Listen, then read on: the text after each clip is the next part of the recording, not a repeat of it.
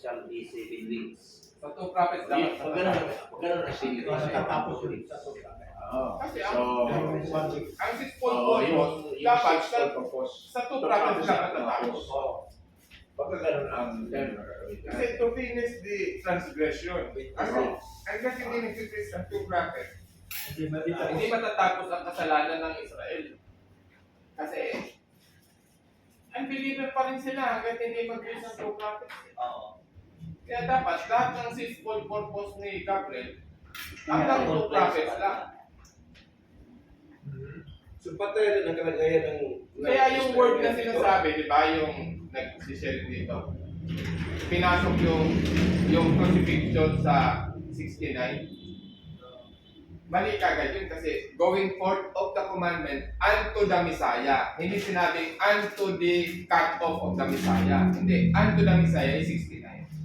So, ibig sabihin, simula na iutos hanggang ang Messiah ay maging Messiah, 69. 69. Ngayon, after ng 69, saka siya papatayin. Saan ka? Ibig sabihin, 26 siya. mula sa 62, bago pa sa pagitan niyan, between 62 and cross, doon siya, yun ang grade areas niya. 25 pastor. After na 69, doon sa Jordan River, iniyamin siya. Then, Going forth ang ministry ni Jesus, So, ito niya ko sa Unto the Messiah, the faith. Di ba? Unto the Messiah, Shall be 62 and 7 days. shall be 7 weeks. And 62 weeks. Ang tres Di ba? Di ba? So, simula sa inutos hanggang dumating, hanggang ang Messiah, the priest, ay 69 weeks. The street shall be built again. In troublous time. Di ba? Panahon niya yun, Maya.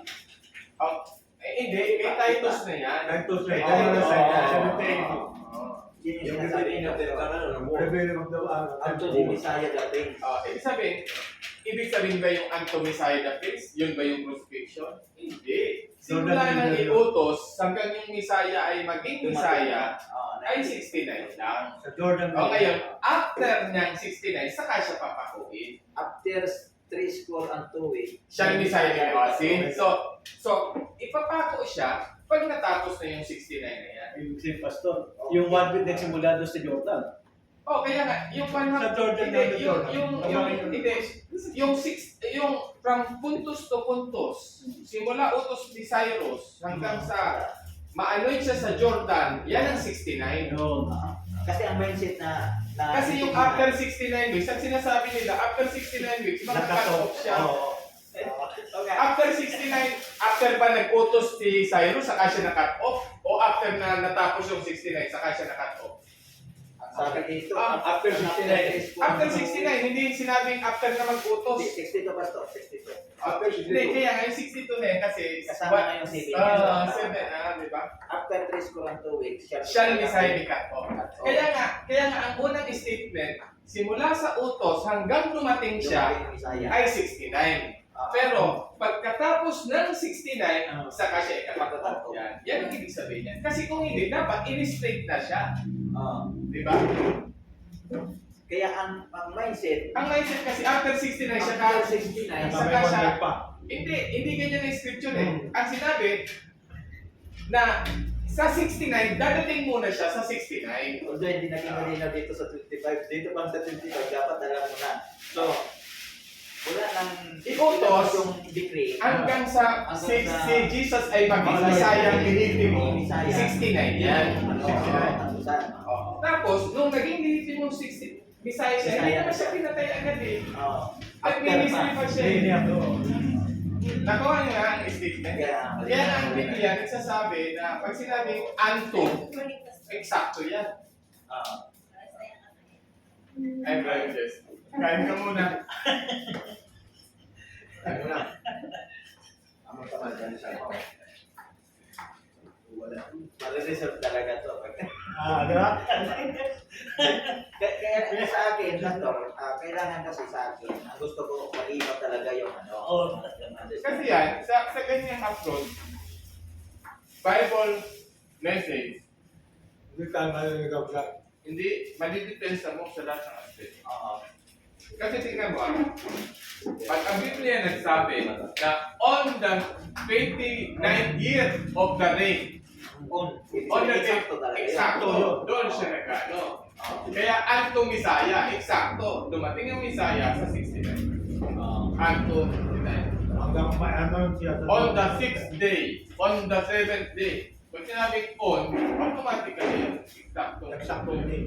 Pastor, pwede mong tanong? Sinabi mo kasi, ang pangkalahatan nito sa kalagayan ng Israel, Pastor, ha? At that time, unbeliever pa ang mga Hudyo Israelites. So, ang paningin pa sa kanila ng Diyos, patay, like buried the bone. Kasi napon Israelite, ang Israelite, ang Hudyo, ang Diyos. So, 144,000 lang. So, ulitin kong tanong ko, sila ba'y tulad ng buried the bone? Figuratively, yan ang sinabi sa Ezekiel. Diba? Mag-prophesy ka para mabuhay sila. Pero ang prayer pa nila, Ganun din naman tayo Dati nagpatay tayo, Ephesians 2. Tayo ay patay sa kasalanan, binuhay din naman tayo. Wala ka tayo dito. pero yung prayer nila, Pastor, Oo. ano, makakalaman sa ano yun. Okay na. Lin, may dala ka ba nung sa sugar? Ito, mas malinaw na ito kaysa dito sa previous, pero hindi pa rin siya mawawala ng sinabi ni Pastor na mayroon talagang CBN kasi yun yung di ba naman ang statement niya, the beginning of last week or the beginning of 7 years ay yung rapture of the bride. So hindi pa rin siya mawawala doon. Okay. Sabihin na natin na sinabi ni Brother Branham. Kaya nga ang tao nagtanong sa kanya Di ba sinabi mo noon? Nag-confirm. O, di ba? Sabi ni Brother, hindi. Hindi niyo ko naintindihan. So, ibig sabihin, dalawa lang yun. Yung salita niya na iba sa iniisip ni Brother Branham, kasi gano'n siyempre ang tao pangawakan yung sinabi mo paano nung sinabi niya, sandali, hindi niyo ko naintindihan. 3.5 years na lang na dito.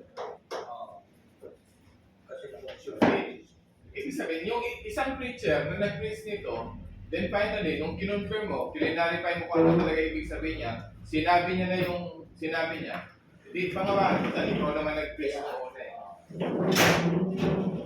Kasi kung tama na yung una, hindi niya na i-correct, di ba? Yan ang punto ko dyan. Ako naman, alam din naman natin na ang ministry ni Brother Branham, nag-evolve siya as evangelist until sa Salukman. Ang Salukman ministry kasi it is God in a man.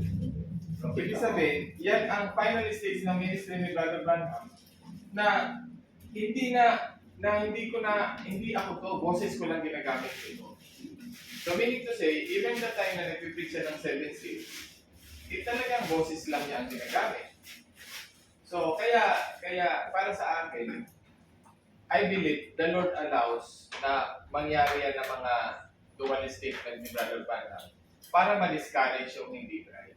Ayun! Para masala. Para matisod yung Ayun! hindi kanya. Ayun! Mapala lang hindi natitisod sa kanyang salita. Ayun! Kasi